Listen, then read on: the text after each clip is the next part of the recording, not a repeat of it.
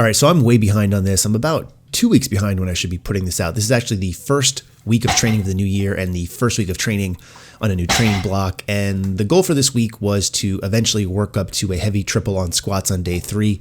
That being the case, my deadlift session for this week was 7 sets of 2 at like 425, so nothing major. Just really wanted to work on form here. And what I really tried to practice on those 7 sets of 2 was playing around with different stances with my feet and my knee position and how I brace and whatnot, and trying to kind of work on getting my knees staying out for the deadlift. And I think it's still going to require some playing around because it just felt really awkward, and maybe I'm just overthinking it, but we'll see.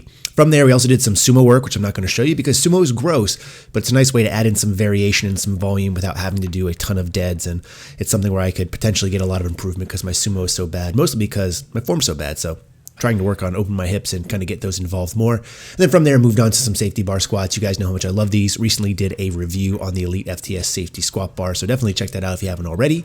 On day 2, moved on to some bench work, which this week was just some rep work. So sets with 115 kilos, moving pretty good. As part of that for this training cycle, what I'm going to work on is just kind of trying to get tight on the bench instead of focusing on trying to create as big of arch as possible where I get my feet on the bench and really try to pivot myself. I found that's really uncomfortable, and instead I'm just going to lay flat on the back and then try to get as much arch as I can from there and really try to get as good of a brace as I can from there. So that brings us on to day 3, which was a tough day. As much as I'd like to think that I'm not sick anymore, you might be able to hear in my voice, I'm still sick. I think it's a different illness than the last time, so I got better, and then I got worse again.